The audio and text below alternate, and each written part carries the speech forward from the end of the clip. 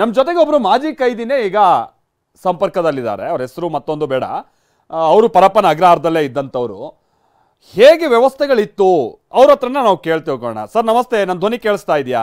Sir ನಮಸ್ತೆ. ನಮಸ್ತೆ, ಕೇಳಿಸ್ತಿದೆ ಸರ್. ಸರ್ ಎಷ್ಟು ವರ್ಷ ನೀವು ಪರಪ್ಪನ ಅಗ್ರಹಾರದಲ್ಲಿ ಇದ್ರಿ? ಆಮೇಲೆ ನಮ್ಗೆ ಹೊರಗಡೆ ಒಂದು ಇಮ್ಯಾಜಿನೇಷನ್ ಇರುತ್ತೆ, ಓ ಜೈಲು ಬಹಳ ಸ್ಟ್ರಿಕ್ಟು, ಪಾಪ ಹೋಗ್ಬಿಟ್ರೆ ಕೈದಿಗಳಿಗೆಲ್ಲ ಬಹಳ ಸಮಸ್ಯೆ ಅಂತ. ನಿಜವಾದ ವಾತಾವರಣ ಹೆಂಗಿರುತ್ತೆ ಸರ್, ನಮ್ಗೆ ವಿವರಿಸಿ ಸರ್. ಸರ್ ನಮಸ್ತೆ. ನಾನು 1.5 ತಿಂಗಳು ಒಂದು ಕಾವೇರಿ ಗಲಾಟೆ ವಿಚಾರವಾಗಿ ನಾನು ಜೈಲ್ ಸೇರ್ತೀನಿ. ಜೈಲ್ಗೆ ಹೋದಾಗ ನನಗೆ ಪ್ರಾರಂಭವಾಗಿ ನನಗೆ ತುಂಬಾ ಭಯ ಇತ್ತು. ನನ್ನನ್ನು ಏನ್ ಮಾಡ್ಬಿಡ್ತಾರೋ ಜೈಲಲ್ಲಿ, ನನ್ನನ್ನು ಯಾವ ರೀತಿ ನಡೆಸ್ಕೋತಾರೋ, ನಾನು ಏನ್ ಆಗೋಗ್ತೀನೋ, ತುಂಬಾ ಅಂದ್ರೆ ತುಂಬಾ ನಾನು ಕುಗ್ಗೋಗ್ತೀನಿ. ಜೈಲ್ ಒಳಗಡೆ ಎಂಟ್ರಿ ಆದಾಗ ನನ್ ಏನೂ ಇರಲ್ಲ, ನನ್ನ ಹತ್ರ ಒಳಗ್ ಕರ್ಕೊಂತಾರೆ. ನನಗೆ ಎಲ್ಲ ಅವ್ರೇನ್ ಪ್ರೊಸೀಜರ್ ಇರುತ್ತೆ, ಕಾನೂನು ಪ್ರೊಸೀಜರ್ ಮುಗಿಸ್ತಾರೆ. ಮುಗಿಸಿದ ನಂತರ ನನಗೆ ಒಬ್ಬ ಸ್ನೇಹಿತ ಹೇಳಿರ್ತಾನೆ, ಜೈಲಲ್ಲಿ ನಾನೊಬ್ಬ ಫ್ರೆಂಡ್ ಇದ್ದಾನೆ, ನಾನು ನಿನಗೆ ಹೇಳ್ತೀನಿ, ಅವ್ನು ಬಂದು ನಿನ್ ಕರ್ಕೊಂಡು ಹೋಗ್ತಾನೆ ಅಂತ. ಹಾಗಂತ ನನಗೆ ತುಂಬಾ ಭಯ, ಆತಂಕ, ಏನಾಗೋಗ್ತೀನೋ, ಏನಾಗೋಗುತ್ತೋ ಜೈಲು ಒಳಗಡೆ, ನನ್ನ ಜೀವನನೇ ಹೊಂಟೋಗುತ್ತೇನೋ ಅಂತ ತುಂಬಾ ಹೆದರಿರ್ತೀನಿ. ಆ ನಂತರ ನನ್ನನ್ನ ಬಂದು ಅವ್ರು ಕರ್ಕೊಂಡು ಹೋಗ್ತಾರೆ. ನನ್ನನ್ನು ಬಂದು ಅವ್ರು ಕರ್ಕೊಂಡು ಹೋಗ್ತಾರೆ. ಅಣ್ಣನ ಹತ್ರ ಬಟ್ಟೆ ಇಸ್ಕೊಳ್ಳೋ, ಅಣ್ಣನ ಹತ್ರ ಇರೋದು ಇಸ್ಕೊಳ್ಳೋ. ನಾನ್ ಪ್ರಶ್ನೆ ಮಾಡ್ಕೋತೀನಿ, ನಾನ್ ಯಾವ ಅಣ್ಣನಪ್ಪ? ಸರಿ, ಜೈಲು ಒಳಗೆ ಕರ್ಕೊಂಡು ಹೋಗ್ತಾರೆ. ಕರ್ಕೊಂಡು ಹೋದ್ಮೇಲೆ ನನ್ನನ್ನು ಯಾವ್ದೋ ಒಂದು ರೂಮಲ್ಲಿ ಇಟ್ಟಿರ್ತಾರೆ. ಆಮೇಲೆ ಅಣ್ಣನ ನನ್ನ ರೂಮ್ ಹಾಕೋ, 700 ರೂಪಾಯಿ ದುಡ್ಡು ಕೊಡ್ತೀನಿ ಅಂತ ಹೇಳಿ ಒಬ್ಬ ಅಲ್ಲಿ 10-15 ವರ್ಷ ಏನ್ ಸಜಾಗಿರ್ತಾರಲ್ಲ ಅವ್ರ ಹತ್ರ ಅವ್ರಿಗೆ ದುಡ್ಡು ಕೊಡ್ತಾರೆ. 700 ರೂಪಾಯಿ 700 ರೂಪಾಯಿ ಕೊಟ್ಟು ನನ್ನ ರೂಮ್ ಕರ್ಕೊಂಡು ಹೋಗ್ತಾರೆ. ನಾನು ಅವ್ರನ್ನ ಕೇಳ್ತೀನಿ, ಅಣ್ಣ ನೀನ್ ಯಾಕೆ ಅವ್ರಿಗೆ ದುಡ್ಡು ಕೊಟ್ಟೆ ಅಂತ. ಇಲ್ಲಾರ ನಿನ್ನ ಬಾತ್ರೂಮ್ ತೊಳೆಯಕ್ ಹಾಕ್ಬಿಡ್ತಾರೆ. ಹೌದಾ? ಆಮೇಲೆ ಇನ್ನೇನ್ ಮಾಡಕ್ ಹಾಕ್ತಾರೆ, ಅಲ್ಲಿ ಬೇರೆ ಬೇರೆ ಚಟುವಟಿಕೆಗಳಿಗೆ ಹಾಕ್ತಾರೆ. ಅದಕ್ಕೆ ಅಣ್ಣ ನೀನ್ ದುಡ್ಡು ಕೊಟ್ಬಿಟ್ಟು ನಾವಿರೋ ರೂಮ್ ಕರ್ಕೊಂಡು ಹೋಗ್ತೀವಿ. ಆ ರೂಮ್ ಕರ್ಕೊಂಡು ಹೋದ್ಮೇಲೆ ನನಗೆ ಗೊತ್ತಾಗುತ್ತೆ ಜೈಲಿನ ವಾತಾವರಣ ಹೇಗಿದೆ. ಜೈಲ್ ಒಳಗೆ ಗಾಂಜಾ ಸಿಗುತ್ತೆ, ಜೈಲು ಒಳಗಡೆ ಡ್ರಿಂಕ್ ಸಿಗುತ್ತೆ, ಜೈಲು ಒಳಗಡೆ ಸಿಗರೇಟ್ ಸಿಗುತ್ತೆ. ಜೈಲು ಒಳಗಡೆ ನಾವು ಹೊರಗಡೆ ಏನು ಸಿಗಲ್ಲ ಅನ್ನೋದಕ್ಕಿಂತ ಜೈಲ್ ಒಳಗೆ ಏನ್ ಸಿಗಲ್ಲ ಅನ್ನೋ ಪ್ರಶ್ನೆ ನನ್ಗಲ್ಲಿ ಉಟ್ಕೊಂತವತ್ತು. ಏನು ಸಿಗುತ್ತೆ ಅನ್ನೋಕ್ಕಿಂತ ಇನ್ನೇನ್ ಸಿಗಲ್ಲ ಅನ್ನೋದು ಅದೇ ಸುಲಭ. ಏನಿಲ್ಲ ಜೈಲು ಒಳಗಡೆ, ಇದು ಸತ್ಯ. ಇದು ಪ್ರಾಮಾಣಿಕವಾಗಿ ನಾನು ಹೇಳ್ತಾ ಇರ್ತಕ್ಕಂಥ ಮಾತು. ಇದು ಯಾರೋ ಉದ್ದೇಶಕ್ಕೋಸ್ಕರನೋ ಇಲ್ಲ ಇನ್ನೊಬ್ರು ವಿಷಯಕ್ಕೋಸ್ಕರ ನಾನು ಹೇಳ್ತಿಲ್ಲ. ಇದು ನಾನು ಕಣ್ಣಾರೆ ನೋಡಿದಂತ ದೃಶ್ಯ. ಇದು ಯಾವ ಒಬ್ಬ ಕೈದಿ, ಒಬ್ಬ ಕೊಲೆ ಮಾಡಿದವನಾಗಿರ್ಬೋದು, ಒಬ್ಬ ಕಳ್ಳ ಆಗಿರ್ಬೋದು, ಮತ್ತೊಬ್ಬ ಮಗದೊಬ್ಬ ಯಾಕೆ ಜೈಲಿಗೆ ಹೋಗಿ ಅವನು ಪರಿವರ್ತನೆ ಆಗಿ ಬರಬೇಕಾಗಿದ್ದ ವ್ಯಕ್ತಿ ಹೊರಗಡೆ ಮತ್ತೆ ಬಂದು ಅವನು ಕೆಟ್ಟ ಕೆಲಸ ಮಾಡ್ತಾನೆ ಅನ್ನೋದಕ್ಕೆ ಇಷ್ಟೇ ಸಾಕ್ಷಿ. ಸರ್ ಒಂದ್ ಮಾತಿದೆ, ಈ ಸಣ್ಣ ಪುಟ್ಟ ಗಲಾಟೆ ಮಾಡ್ಕೊಂಡು ಹೋದು ಕೈದಿ ಜೈಲಿಂದ ಹೊರಗೆ ಬರ್ತಾ ದೊಡ್ಡ ಗ್ಯಾಂಗ್ಸ್ಟರ್ ಆಗಿ ಬರ್ತಾನಂತೆ. ಸಣ್ಣ ಪುಟ್ಟ ಲೈಂಗಿಕ ದೌರ್ಜನ್ಯ ಇದು ಮಾಡ್ಕೊಂಡು ಹೋದಂತ ವ್ಯಕ್ತಿ ಹೊರಗಡೆ ಬರ್ತಾ ಒಬ್ಬ ದೊಡ್ಡ ರೇಪಿಸ್ಟ್ ಆಗಿ ಬರ್ಬೋದು. ಅಂದ್ರೆ ಅಷ್ಟೊಂದು ಆತನಿಗೆ ಲಿಂಕ್ಸ್ ಇರುತ್ತೆ, ಅಷ್ಟೊಂದು ಆತ ಮನ್ಸಲ್ಲಿ ಮತ್ತೊಂದಷ್ಟು ಆತನ ಪರಿವರ್ತನೆ ಈ ತರ ಕೆಟ್ಟದಾಗ ಆಗಿರುತ್ತೆ ಅಂತ. ಹೌದಾ ಸರ್? ಅದು 100% ಸರ್. ನೋಡಿ, ಹೊರಗಡೆ ನೀವೇನ್ ಹೇಳ್ತೀರಾ, ಹೊರಗಡೆ ಒಬ್ಬ ವ್ಯಕ್ತಿ, ಈಗ ನಾನೇ ಹೇಳ್ಬೇಕು ಅನ್ನೋದಾದ್ರೆ ನಾನು ನಿಮ್ಗೆ ಹೇಳಿದೆ, ನಾನು ಒಳಗಡೆ ಹೋದಾಗ ತುಂಬಾ ಭಯ ಪಟ್ಟು ಹೋದೆ. ಒಳಗಡೆ ಹೋದ್ಮೇಲೆ ನನಗನ್ನಿಸ್ತು ಇಷ್ಟೇ ಜೈಲು, ಯಾಕೆ ಹೆದರ್ಕೋಬೇಕು? ಆ ತರ ಇರ್ತಕ್ಕಂಥ ಒಂದು ಮನಸ್ಥಿತಿಲಿ ಒಬ್ಬ ಕಳ್ಳ ಇನ್ನೊಬ್ಬ ಕಳ್ಳನ ಜೊತೆ ಸೇರಿದಾಗ ಅವರಿಬ್ರು ಒಂದಾಗ್ತಾರೆ, ಒಂದಾಗಿ ಮಾತಾಡ್ತಾರೆ. ಸೊ ಆ ಒಂದು ಸನ್ನಿವೇಶ ಇರ್ತಕ್ಕಂಥ ಇದರಲ್ಲಿ ಅವನು ಯಾಕೆ ಮನಸ್ಸು ಬದಲಾಯಿಸ್ತಾನೆ?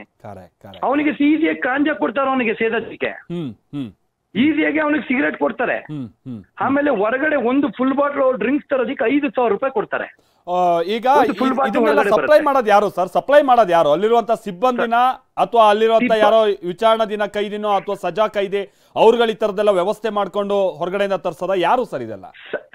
ಸಜಾ ಕೈದಿಗಳು ಏನಿರ್ತಾರೆ 15 ವರ್ಷ 20 ವರ್ಷ ಒಂದು ಸಜಾ ಆಗಿರುತ್ತಲ್ಲ, ಅಲ್ಲಿ ನಮ್ಮ ಪೊಲೀಸ್ ಸಿಬ್ಬಂದಿ ಕಮ್ಮಿ ಇರ್ತಾರೆ. ಇಲ್ಲಿ ಸಜಾ ಆಗಿರ್ತಕ್ಕಂಥವ್ರಿಗೆ ಒಂದೊಂದು ಬ್ಯಾರೆಕ್ ನ ವಹಿಸ್ಕೊಟ್ಬಿಟ್ಟಿರ್ತಾರೆ. ಅವ್ರಿಗೆ ಈ ಬ್ಯಾರೆಕ್ ಇಂದ ನೀನ್ ಇಷ್ಟು ದುಡ್ಡು ತಂದು ಕೊಡ್ಬೇಕು ಅಂತ.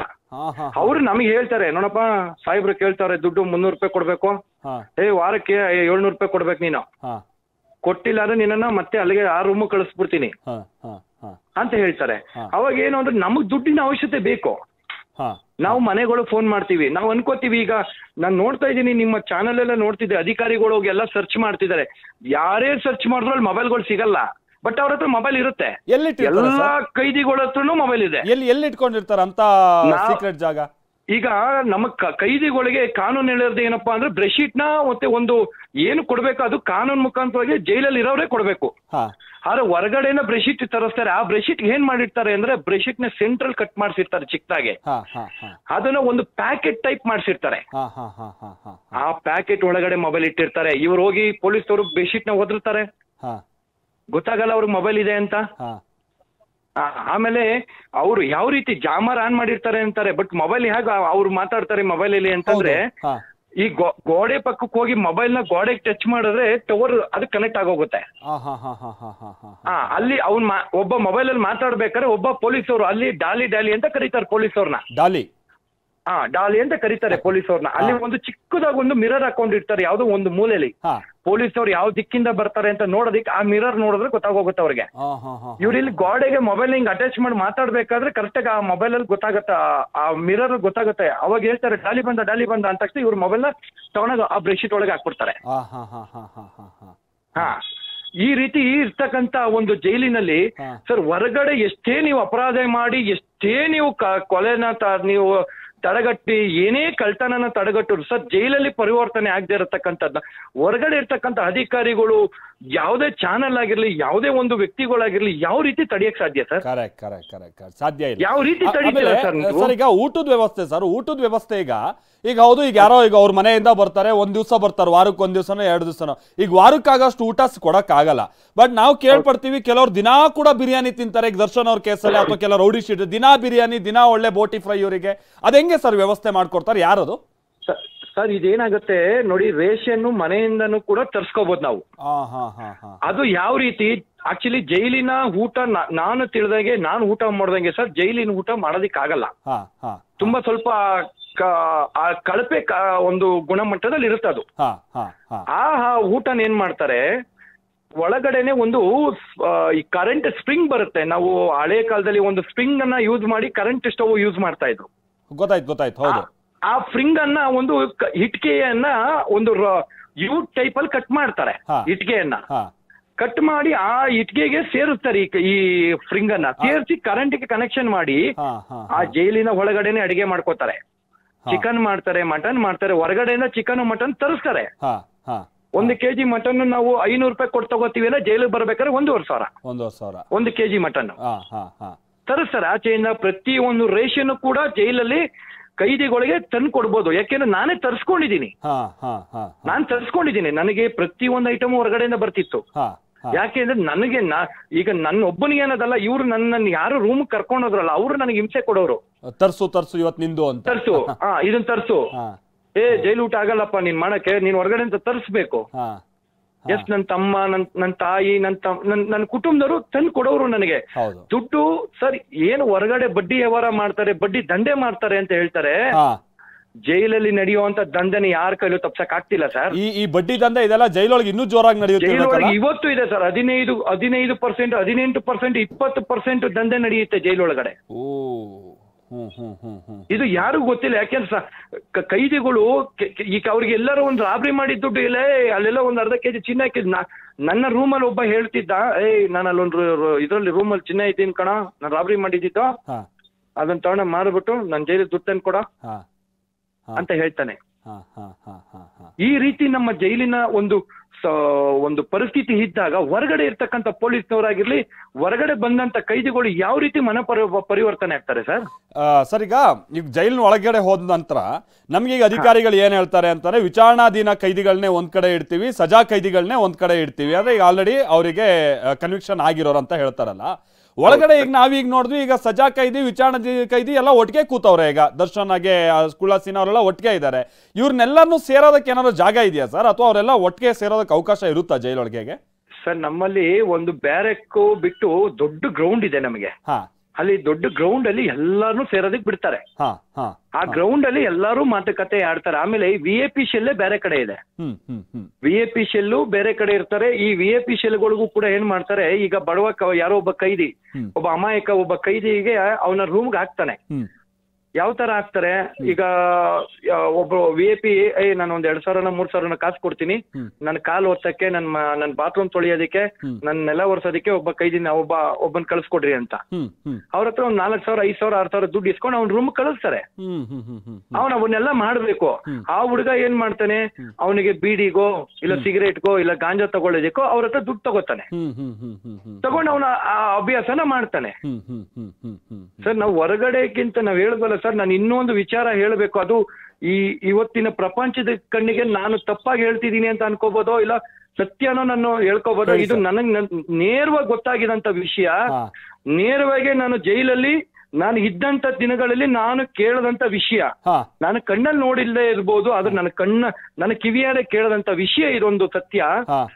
ಒಂದು ಹುಡುಗಿಗೆ 35,000 ರೂಪಾಯಿ ಕೊಟ್ಟು ಒಬ್ಬ ಹುಡುಗಿನ ಕಳಿಸ್ತಾರಂತೆ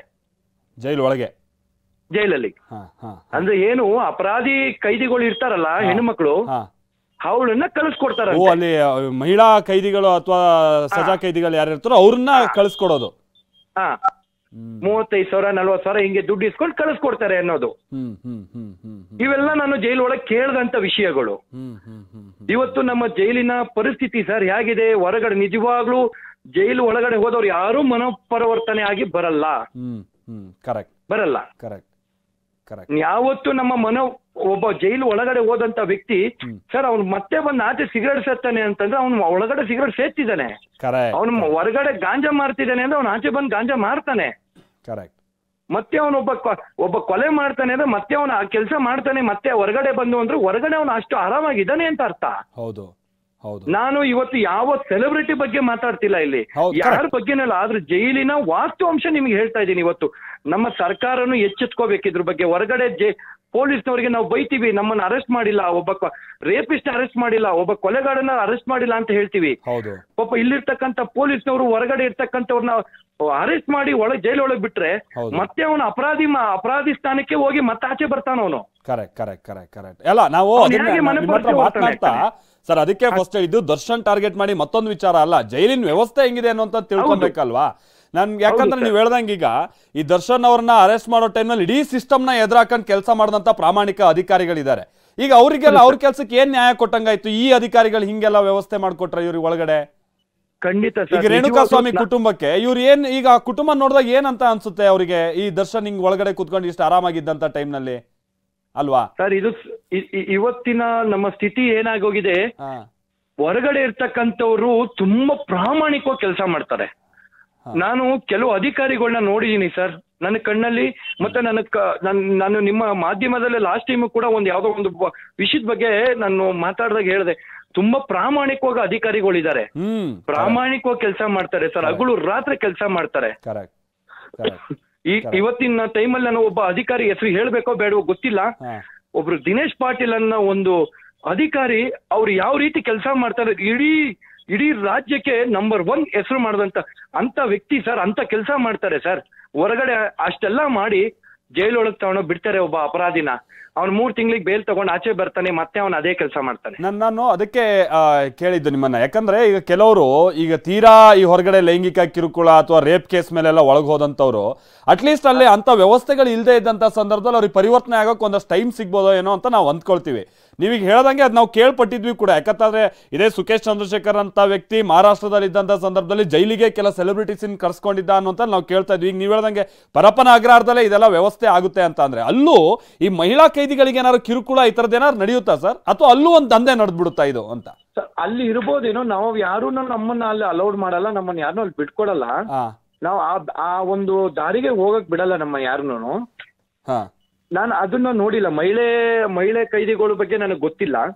ನಾನು ಹಿಡ್ದಂತ ಒಂದು ನಾನು ಇದ್ದೆ ಆ ಜೈಲಿನ ಒಂದು ಕೊಠಡಿ, ಆ ಒಂದು ಇದ್ರಲ್ಲಿ ಮಾತ್ರ ನಾನು ನೋಡ್ದಂತದ್ದು ಇದು ಸರ್. ಜೈಲಲ್ಲಿ ಏನೂ ಇಲ್ಲ ಅನ್ನಂಗಿಲ್ಲ ಸರ್. ಈಗ ನಾನು ಯಾವ್ದೋ ಒಂದು ಕೇಕ್ ತೋರಿಸ್ತಾ ಇದ್ರಿ ನೀವು, ಇದು ಹೊರಗಡೆ ಬಂದಿದ್ಯೋ ಇಲ್ಲ ಒಳಗಡೆನೆ ಮಾಡ್ಸಿದಾರೋ ಗೊತ್ತಿಲ್ಲ. ಯಾಕೆಂದ್ರೆ ಒಳಗಡೆ ಬೇಕ್ರಿ ಇದೆ, ಒಳಗಡೆ ಬಟ್ಟೆ ಸಿಗುತ್ತೆ, ಒಳಗಡೆ ಚಪ್ಪಲಿ ಸಿಗುತ್ತೆ, ನಿಮಗೆ ಏನೇನು ಬೇಕು ಜೈಲ್ ಒಳಗಡೆ ಎಲ್ಲಾ ಸಿಗುತ್ತೆ. ಏನಿಲ್ಲ ಅನ್ನೋದು ಯಾರು ಊಹೆ ಮಾಡೋ ಆಗಿಲ್ಲ. ನಾವು ಹೊರಗಡೆ ಫ್ರೀಡಮ್ ಆಗಿಲ್ಲ ಅನ್ನೋದು ಒಂದು ಬಿಟ್ರೆ ಜೈಲಿನ ಒಳಗಡೆ ಪ್ರತಿ ಒಂದು ಸಿಗುತ್ತೆ ಸರ್. ಯಾಕೆ ಸರ್ ಇವತ್ತು ಜಾಮರ್ ಅಂತಾರೆ ಸರ್, ಒಂದೊಂದು ಕೊಠಡಿಗೂ ಒಂದೊಂದು CC ಕ್ಯಾಮ್ರಾ ಹಾಕ್ಸ್ಬೋದಾಗಿತ್ತು ಸರ್. ಒಂದೊಂದು ರೂಮ್ CC ಕ್ಯಾಮ್ರಾ ಹಾಕ್ಸ್ಬೋದು, ಯಾವ CC ಕ್ಯಾಮ್ರಾನು ಇಲ್ಲ ಸರ್ ಅಲ್ಲಿ. ಎಂಟ್ರೆನ್ಸ್ ಗಳಲ್ಲಿ ಹಾಕ್ಸಿದ್ದಾರೆ, ಯಾವ ರೂಮ್ ಒಳಗೂ CC ಕ್ಯಾಮ್ರಾ ಇಲ್ಲ ಸರ್. ಕರೆಕ್ಟ್ ಸರ್ ಹಾಗೆ ಜಸ್ಟ್ ಹೋಲ್ಡ್. ನಮ್ಗೆ ಯಾಕಂದ್ರೆ ಹಿಂದೆ ಡಿ ರೂಪಾ ಅವರು ಕೆಲ CCTV ಫುಟೇಜ್ಗಳನ್ನೆಲ್ಲ ಬಿಡುಗಡೆ ಮಾಡಿದ್ರು. ಅದರಲ್ಲಿ ಶಶಿಕಲಾ ಅವರು ಒಳಗೋಗೋದು, ಅವ್ರಿಗೆ ತಂದು ಕೊಡ್ತಂತ ವ್ಯವಸ್ಥೆಗಳೆಲ್ಲ. ಅದಾದ ನಂತರ ಬಹಳ CC ಕ್ಯಾಮ್ರಾ ಅಳವಡಿ. ಹಾಗಾದ್ರೆ ಜೈಲಿನ ಒಳಗೆ CC ಕ್ಯಾಮ್ರಾಗಳ ವ್ಯವಸ್ಥೆ ಎಲ್ಲ ಹೇಗಿರುತ್ತೆ? ಮತ್ತೊಂದು ನಮ್ಮ ಜೊತೆಗೆ ಹಿಂದೆ ಪರಪ್ಪನ ಅಗ್ರಹಾರದಲ್ಲಿದ್ದಂಥ ಒಬ್ರು ಮಾತನಾಡ್ತಾ ಇದ್ರು, ಅಲ್ಲೆಲ್ಲ ವ್ಯವಸ್ಥೆಗಳು ಹೇಗಿತ್ತು ಅಂತ ಬಹಳ ಅಚ್ಚುಕಟ್ಟಾಗಿ ಹೇಳ್ತಾ ಇದ್ರು, ಅವ್ರು ಕಣ್ಣಿಗೆ ಕಂಡಂತ ಸಂಗತಿಗಳನ್ನೆಲ್ಲವನ್ನೂ ಕೂಡ. ನಮ್ಮ ಜೊತೆಗೆ ಅವ್ರು ಹಾಗೆ ಸಂಪರ್ಕದಲ್ಲಿದ್ದಾರೆ. ಸರ್, ಈಗ ಇನ್ನೊಂದು ವಿಚಾರ ಅಂದ್ರೆ, ಈಗ ನೀವು ಒಳಗಿದ್ದಂಥ ಸಂದರ್ಭದಲ್ಲಿ ನೀವು ಏನೇನು ತರಿಸ್ಕೊಂಡಿದ್ರಿ ಸರ್? ಏನಾದ್ರು ಬಹಳ ಕಷ್ಟ ಆಗೋದು, ಕದ್ದು ಮುಚ್ಚಿ ಅವುಗಳನ್ನು ತರಿಸ್ಕೊಳ್ಬೇಕು, ಈ ತರದಿತ್ತ? ಅಥವಾ ದುಡ್ಡಿದ್ರೆ ಬಹಳ ರಾಜಾರೋಷವಾಗಿ ಅವೆಲ್ಲ ನಿಮ್ ಕೈ ಸೇರ್ತಾ ಇತ್ತ, ಹೇಗೆ? ದುಡ್ಡು ಅನ್ನೋದು ಒಂದಿದ್ರೆ ಅದು ರಾಜಾರೋಷವಾಗಿ ಬರುತ್ತೆ ಜೈಲು ಒಳಗಡೆ ಒಂದು. ಎರಡನೇದಾಗಿ ನಾವು ಅಲ್ಲಿ ಒಂದು ಕೂಪನ್ ಅಂತ ಕೊಡ್ತಾರೆ, 2 ರೂಪಾಯಿದು, 5 ರೂಪಾಯಿದು, 10 ರೂಪಾಯಿದು ಒಂದು ಕೂಪನ್ ಕೊಡ್ತಾರೆ ಪೊಲೀಸ್ನವರು ಜೈಲು ಒಳಗಡೆ. ಆ ಕೂಪನ್ ನ ನಾವು ಪರ್ಚೇಸ್ ಮಾಡ್ಕೋಬೇಕು. ಅದಕ್ಕೆ ಕೂಪನ್ಗೆ 200 ರೂಪಾಯಿ, 300 ರೂಪಾಯಿ, 400 ರೂಪಾಯಿ ಅಂತ ಒಂದು ಕೂಪನ್, ಅದರಲ್ಲಿ 20 ಕೂಪನ್, 10 ಕೂಪನ್ ಅಂತ ಇರುತ್ತೆ. ಈ ಕೂಪನ್ ನಾವೇನು ಅಂದ್ರೆ ರೇಷನ್ ಹೊರಗಡೆಯಿಂದ ನಾವೇನ್ ರೇಷನ್ ತರಿಸ್ಕೋಬೇಕಲ್ಲ, ಆ ರೇಷನ್ ತರಿಸ್ಕೋಬೇಕಾದ್ರೆ ಈ ಪೊಲೀಸವ್ರು ಇರ್ತಾರೆ, ಒಂದು 7-8 ಜನ ಇರ್ತಾರೆ ಅಲ್ಲಿ. ಅವ್ರು ಕೇಳ್ತಾರೆ, ನನ್ನ ಜೊತೆಲಿ ಕರ್ಕೊಂಡು ಹೋದವ್ರು ಒಬ್ರು, ಅವ್ರೇನ್ ಮಾಡೋರು, ನೀವು ಕೂಪನ್ ನನ್ನ ಕೈ ಕೊಡಿ ಅಂತ ಕೇಳೋರು. ನಾನು ಕೊಟ್ಬಿಡ್ತಿದ್ದೆ, ನನ್ ಯಾರು ಸಹ ಕೈದಿ ಇದ್ನಲ್ಲ ಅವ್ನ ಕೈ ಕೊಟ್ಬಿಡ್ತಿದ್ದೆ ನಾನು ಅದನ್ನ. ಅವನು ಆ ಕೂಪನ್ ಕೊಡೋನು, ಯಾಕೋ ಒಂದ್ ಕೊಡ್ತಿ, ಪೊಲೀಸವ್ರು ಕೇಳೋರು, ಯಾಕೋ ಒಂದ್ ಕೊಡ್ತಿದ್ಯಾ, 2 ಕೊಡ, 2 ಕೊಡ್ಬೇಕು, ಅವ್ನ್ ಕೊಡೋನು ಅವ್ರ ಕೈ ಕೂಪನ್. ಆಮೇಲೆ ಅದಾದ್ಮೇಲೆ ರೇಷನ್ ತಗೋತಿದ್ವಿ. ಆ ರೇಷನ್ ಚೆಕ್ ಮಾಡ್ತಾರೆ, ಅಲ್ಲಿ ಚೆಕ್ ಮಾಡ್ತಾರೆ. ಯಾಕೆ ಚೆಕ್ ಮಾಡ್ತಾರೆ ಅಂತಂದ್ರೆ ಅದ್ರ ಒಳಗಡೆ ಏನಾದ್ರು ಇಟ್ಕೊಂಡ್ಬಂದ್ ಕೊಡ್ತಾರಾ ಅಂತ ಹೇಳಿ. ಅಕ್ಕಿ 5-5 ಕೆಜಿ ಪ್ಯಾಕೆಟ್ ಮಾಡಿಸ್ತಿದ್ವಿ ನಾವು ಹೊರಗಡೆಯಿಂದ, 5-5 ಕೆಜಿ ಪ್ಯಾಕೆಟ್ ಮಾಡಿಸಿ ನನ್ ತಂದು ಕೊಡೋರು ನನಗೆ. ಅದನ್ನ ಚೆಕ್ ಮಾಡ್ತಾರೆ, ಒಳಗಡೆ ಚೆಕ್ ಮಾಡ್ತಾರೆ. ನಾವು ಒಳಗಡೆ ತಗೋಬೇಕಾದ್ರೆ ಚೆಕ್ ಮಾಡ್ತಾರೆ. ಆಮೇಲೆ ಹೊರಗಡೆಯಿಂದ ನನಗೆ ಏನ್ ಬೇಕು ಅಂದ್ರೆ ಸಿಗರೇಟ್ ಅಂತೂ ಒಳಗಡೆನೆ ಸಿಗುತ್ತೆ ಜೈಲ್ ಒಳಗಡೆ, ಹೊರಗಡೆ ಅಂತ ತರಿಸೋ ಅವಶ್ಯಕತೆ ಇಲ್ಲ ಸಿಗರೇಟ್. ನಾವು ನಮಗೆ ಏನ್ ವಸ್ತು ಬೇಕು, ಸಾಂಬಾರ್ ಪೌಡ್ರು, ಆಮೇಲೆ ಮಟನ್ ಬೇಕಾ, ಇನ್ನೊಂದು ಮತ್ತೊಂದು, ಅವೆಲ್ಲಾನು ತರಿಸ್ಕೊತಿದ್ವಿ ಹೊರಗಡೆ. ಅದನ್ನ ತರ್ಸ್ಕೊಂಡು ಒಳಗಡೆ ನಾವೀಗ ಒಂದು 20 ಕೆಜಿ ಅಕ್ಕಿ ತರಿಸಿದೀನಿ ಅಂತಂದ್ರೆ 1,000-1,500 ದುಡ್ಡು ಕೊಡ್ಬೇಕಲ್ಲಿ. ಆದ್ರೆ ಹಣ ಮುಖಾಂತರವಾಗಿ ಕೊಡ್ತಿರ್ಲಿಲ್ಲ ನಾವು, ಕೂಪನ್ ಹಣವನ್ನ. ಈ ಕೂಪನ್ ನಮಗ್ ಕೊಡ್ತಿದ್ರು ಯಾರು, ಈ ಸಜಾ ಕೈದಿಗಳು ಇರ್ತಿದ್ರಲ್ಲ 20 ವರ್ಷ 15 ವರ್ಷ, ಹೌದು, ಅವ್ರಿಗೆ ದುಡ್ಡು ಕೊಟ್ಬಿಟ್ಟು ಆ ಕೂಪನ್ ಪರ್ಚೇಸ್ ಮಾಡ್ಕೋತಿದ್ವಿ ನಾವು. ಆಮೇಲೆ ಆ ಕೂಪನ್ಗಳು ಈಗ ಅಲ್ಲೂ ಕ್ಯಾಂಟೀನ್ ಇರುತ್ತೆ, ಅಲ್ಲೂ ನೀವು ಹೇಳ್ದಂಗೆ ಪಾಪ ಕೈದಿಗಳೇ ಮಾಡುವಂತ ಈ ಬೇಕರಿ, ಅದನ್ನೆಲ್ಲ ಪರ್ಚೇಸ್ ಮಾಡಕ್ ಆಕ್ಚುಲಿ ಇರುವಂತ ಕೂಪನ್ ಅಲ್ವಾ ಅದು? ನೀವು ಹೊರಗಡೆ ವ್ಯವಹಾರಕ್ಕೂ ಅದೇ ಕೂಪನ್ ಬಳಸ್ಕೊಂತಿದ್ರು? ಹೌದು ಹೌದು ಹೌದು ಹೌದು. ಈ ಕೂಪನ್ಗಳನ್ನ ಕೊಡ್ತಿದ್ವಿ. ಇದನ್ನ ನಾವು ಹೊರಗಡೆ ಏನೇನ್ ಐಟಮ್ ತರಿಸ್ಕೊತಿದ್ವಲ್ಲ ಅದಕ್ಕೆಲ್ಲ ಆ ಕೂಪನ್ ಯೂಸ್ ಮಾಡ್ಕೋತಿದ್ವಿ. ಒಳಗಡೆ ಸಿಗರೇಟ್ ತಗೋಬೇಕಾದ್ರೆ ನಮ್ಮ ಹತ್ರ ಏನಾದ್ರು ಅನಿವಾರ್ಯತೆ ಕಾಸಿಲ್ಲ, ದುಡ್ಡಿಲ್ಲ ಅಂತಂದ್ರೆ ಆ ಕೂಪನ್ ಕೊಡ್ತಿದ್ವಿ. ಆ ಕೂಪನ್ ಕೊಟ್ಟು ನಾವು ಸಿಗರೇಟ್ ಪರ್ಚೇಸ್ ಮಾಡ್ಕೊಂತಿದ್ವಿ. ಕದ್ದು ಮುಚ್ಚಿ ಗಾಂಜಾ ಬರೋದು ಸರ್, ಆದ್ರೆ ಹೊರಗಡೆ ಬಹಿರಂಗವಾಗಿ ಕಾಣಿಸ್ತಿರ್ಲಿಲ್ಲ ಗಾಂಜಾ ಯಾರಿಗೂನು. ಯಾರು ಈ ಗಾಂಜಾ ಹೊಡಿತಿದ್ರು ಅವ್ರಿಗೆ ಒಳಗಡೆ ಬರೋದು, ಅವರು ಕಣ್ಣು ಕಾಣಿಸಂಗ್ ಸೇರ್ತಿದ್ರು ಗಾಂಜಾ. ಇದು ನಡೀತಿರ್ತಕ್ಕಂಥದ್ದು. ಕೆಲವು ಟೈಮಲ್ಲಿ ಗ್ಯಾಂಗ್ ವಾರ್ ಅಂತ ನಡೆದ್ಬಿಡೋದು ಒಳಗಡೆ. ಗಲಾಟೆ ಒಳಗಡೆ ಆಪೋಸಿಟ್ ಗ್ಯಾಂಗ್ ವಾರ್ಗಳು. ಅಲ್ಲಿ ಏನ್ ಮಾಡ್ತಾರೆ, ಈಗ ಆಪೋಸಿಟ್ ಗ್ಯಾಂಗ್ ಅವ್ರನ್ನ ಒಂದ್ ಕಡೆ ಹಾಕಿರ್ತಾರೆ, ಒಂದು ಬ್ಯಾರಕ್ಗಳು ಹಾಕ್ತಾರೆ, ಇನ್ನೊಂದು ಗ್ಯಾಂಗ್ ನ ಇನ್ನೊಂದು ಬೇರೆ ಕೊಠಡಿಗಳಿಗೆ ಹಾಕಿರ್ತಾರೆ. ಈ ಕೆಲವು ಟೈಮಲ್ಲಿ ಏನಾಗುತ್ತೆ, ಈ ಹುಡುಗರು ಯಾರು ಸಣ್ಣ ಪುಟ್ಟ ಗಲಾಟೆಗಳಾದ್ರೆ ಇಡೀ ಬ್ಯಾರಕ್ಗೆ ಹೊಡೆಯೋದಕ್ಕೆ ಬರ್ತಾರೆ. ಅವಾಗ ಎಲ್ಲರೂ ಓಡೋಗ್ಬಿಡ್ತಾರೆ. ಅಲ್ಲಿ ಏನೇನು ಮಾರಾಟಗಳು ಮಾರಾಟಕ್ಕೆ ಎತ್ಕೊಂಡಿರ್ತಾರಲ್ಲ ಅದನ್ನೆಲ್ಲ ಎತ್ಕೊಂಡು ರೂಮ್ ಒಳಗೆ ಓಡೋಗ್ಬಿಡ್ತಾರೆ ಆದಾಗ. ಮತ್ತೆ ಸರ್ ಇನ್ನೊಂದು ಸರ್, ಈಗ ನೀವು ಅಲ್ಲಿ ಒಬ್ಬ ವ್ಯಕ್ತಿ ಮತ್ತಷ್ಟು ಹಾಳಾಗಕ್ಕೆ ಏನೇನ್ ಬೇಕೋ ಅದೆಲ್ಲವನ್ನು ನೀವು ವಿವರಿಸಿದ್ರಿ. ಇದನ್ನ ಬಿಟ್ಟು ಸರ್ ಏನಾದ್ರೂ ಪರಿವರ್ತನೆ ಮಾಡೋದಕ್ಕೆ ಯೋಗನೋ ಅವ್ರಿಗೆ ಡೈಲಿ ಏನಾದ್ರು ಕೌನ್ಸಿಲಿಂಗ್ ತಗೊಳ್ಳೋದು ಈ ತರದ್ ಏನಾದ್ರು ಇರುತ್ತಾ ಸರ್ ಅಲ್ಲಿ ವ್ಯವಸ್ಥೆ? ಇಲ್ಲ ಇಲ್ಲ ಇಲ್ಲ, ಯಾವ ವ್ಯವಸ್ಥೆನೂ ಇಲ್ಲ ಸರ್. ಬೆಳಗ್ಗೆ 7 ಗಂಟೆಗೆ ಬ್ಯಾರಕ್ ಓಪನ್ ಮಾಡ್ತಾರೆ, ಬಂದು ಶೆಲ್ ಓಪನ್ ಮಾಡ್ತಾರೆ. ಅವ್ರನ್ನೆಲ್ಲಾರು ಆಚೆ ಬಿಡ್ತಾರೆ. ಅಲ್ಲಿ ಟೀ ಸಿಗರೇಟ್ ನ ಮಾರ್ಕೊಂಡಿರ್ತಾರೆ. ಮಾಮೂಲಿ ಈಗ ನಾವು ಮೇಸ್ಟಿಕಲ್ಲಿ ಹೇಗೆ ಟೀ ಸಿಗರೇಟ್ ಮಾರ್ತಾರೆ ಅದೇ ರೀತಿಯಾಗಿ ಅಲ್ಲಿ ಟೀ ಸಿಗರೇಟ್ ಮಾರ್ತಾರೆ. ಅಲ್ಲಿ ಹೋಗಿ ಬ್ಯಾರಕ್ಕಿಂದ ಆಚೆ ಬಂದು ನಾವು ಮಾಮೂಲಿ ಬಾಯಿ ತೊಳ್ಕೊತೀವಿ, ಹೋಗ್ತೀವಿ, ಅಲ್ಲಿ ಟೀ ತಗೋತೀವಿ, ಸಿಗರೇಟ್ ತಗೋತೀವಿ, ಸೇರ್ತೀವಿ. ನಮ್ಗಿನ್ನು ಬೆಳಿಗ್ಗೆ ಟಿಫನ್ ಬರುತ್ತೆ. ಆ ಟಿಫನ್ ನ ಒಂದು 10 ಜನ 5 ಜನ ಇದ್ದಾಗ ಒಂದು ಬಕೆಟ್ ತಗೊಂಡೋಗ್ತೀವಿ ನಾವು. ತಗೊಂಡಾಗ ಆ ಬಕೆಟ್ಗೆ ಹಾಕ್ತಾರೆ. ಅದನ್ನ ತಗೊಂಡ್ಬಂದು ಮತ್ತೆ ಈ ಕರೆಂಟ್ ಸ್ಟವ್ ನಾವೇನ್ ಮಾಡ್ಕೊಂಡಿರ್ತೀವಿ ಅದ್ರಲ್ಲಿ ಆಲ್ಟರ್ನೇಟ್ ಮಾಡಿರ್ತೀವಿ. ಯಾಕೆಂದ್ರೆ ಅದಕ್ಕೆ ಪೌಡರ್ ಮಿಕ್ಸ್ ಮಾಡ್ತಾರಂತೆ, ಅದು ನನಗ್ ಗೊತ್ತಿಲ್ಲ. ಅವ್ರಿಗೆ ಅನ್ನಕ್ಕೋ ಏನಕ್ಕೋ ಪೌಡರ್ ಮಿಕ್ಸ್ ಮಾಡ್ತಾರಂತೆ. ಅದನ್ನ ತಗೊಂಬಂದ್ ಕೊಡ್ತಾರೆ, ಅದನ್ನ ಆಲ್ಟರ್ನೇಟ್ ಮಾಡ್ಕೊಂಡು ನಾವ್ ಅದನ್ನ ಊಟ ಮಾಡ್ತೀವಿ. ಮತ್ತೆ ಮಧ್ಯಾಹ್ನ ಸಾಂಬಾರ್ ಬರುತ್ತೆ, ನಾವೀಗೇನು ಹೊರಗಡೆ ಸಾಂಬಾರ್ ತರಿಸಿರ್ತೀವಿ, ಸಾಂಬಾರ್ ಪೌಡ್ರು ಮತ್ತೆ ಏನ್ ಬೇಕಾಗಿತ್ತು ಅದನ್ನ ಆರ್ಡರ್ ಮಾಡ್ಕೋತೀವಿ. ಏನ್ ಪೌಡ್ರು ಸರ್, ಏನ್ ಪೌಡ್ರು ಮಿಕ್ಸ್ ಮಾಡೋದು ಸರ್? ಅಲ್ಲಿ ಊಟಕ್ಕೆ ಅಂದ್ರೆ ಸಾಂಬಾರ್ಗೆ ಮತ್ತೆ ಅನ್ನಕ್ಕೆ ಒಂದು ಪೌಡರ್ ಏನೋ ಮಿಕ್ಸ್ ಮಾಡ್ತಾರಂತೆ. ಅಂದ್ರೆ ಇವ್ರಿಗೆ ಅಂದ್ರೆ ಇವ್ರಿಗೆ ಈ ಸೆಕ್ಸ್ ಬಗ್ಗೆ ಮೆಂಟಾಲಿಟಿ ಬರಬಾರ್ದು ಅಂತ. ಅದಕ್ಕೆ ನಾನ್ ನೋಡಿಲ್ಲ ಅದನ್ನ, ಬಟ್ ನಾನ್ ಅಲ್ಲಿ ಜೈಲ್ ಒಳಗಡೆ ಕೇಳಿ. ಅದೆಲ್ಲ ಬಿಡಿ, ಅದೆಲ್ಲ ಈ ಪಾಪ ಬಡವರು ಅಂತವ್ರಿಗೆ, ಇವ್ ದುಡ್ಡಿರೋರಿಗೆ ಅಲ್ಲ ಬಿಡಿ ಅದೆಲ್ಲ. ಹೌದೌದು, ಅದು ದುಡ್ಡಿರೋರಿಗೆಲ್ಲ ಇಲ್ಲ ಸರ್. ಬಟ್ ನಾನು ಈಗಲೂ ಹೇಳೋದು ಒಂದೇ ಸರ್, ಇಡೀ ಸರ್ಕಾರಕ್ಕೆ ಇವತ್ತು ಮಾಧ್ಯಮದವರಾಗಿರ್ಬೋದು ಯಾರೇ ಆಗಿರ್ಲಿ ಸರ್, ಹೊರಗಡೆ ನಾವೆಲ್ಲರೂ ದಿನನಿತ್ಯ ಪ್ರತಿ ಒಂದನ್ನು ನಾವು ತೋರಿಸ್ತೀವಿ ಸರ್. ಇಲ್ಲಿ ತಪ್ಪು ನಡೀತಿದೆ, ಇಲ್ಲಿ ತಪ್ಪಾಗ್ತಿದೆ, ಇದು ನಾವು ಆಗ್ತಿದೆ, ದಯವಿಟ್ಟು ತಡೆಗಟ್ಟಿ ಅಂತ ಹೇಳ್ತೀವಿ ಸರ್. ಹೌದು ಹೌದು ಹೌದು. Thank you sir, thank you TV9 ಜೊತೆ ಮಾತನಾಡಿದ್ಕೆ. ಬಹಳ ಅಚ್ಚುಕಟ್ಟಾಗಿ ವಿವರಿಸಿದ್ರಿ. ನಾನು ಮೊದಲೇ ಹೇಳಿದಾಗೆ ಏನೇನೆಲ್ಲ ಅವ್ಯವಸ್ಥೆ ಇರುತ್ತೆ, ಸಣ್ಣ ಪುಟ್ಟ ಕ್ರಿಮಿಗಳು ಕೂಡ ದೊಡ್ಡ ರೌಡಿಗಳಾಗಿ ಹೊರಬರೋದಕ್ಕೆ ಏನೇನು ವ್ಯವಸ್ಥೆ ಜೈಲೊಳಗಿದೆ ಅಂತ. ಇದು ನಮ್ಮ ವ್ಯವಸ್ಥೆ.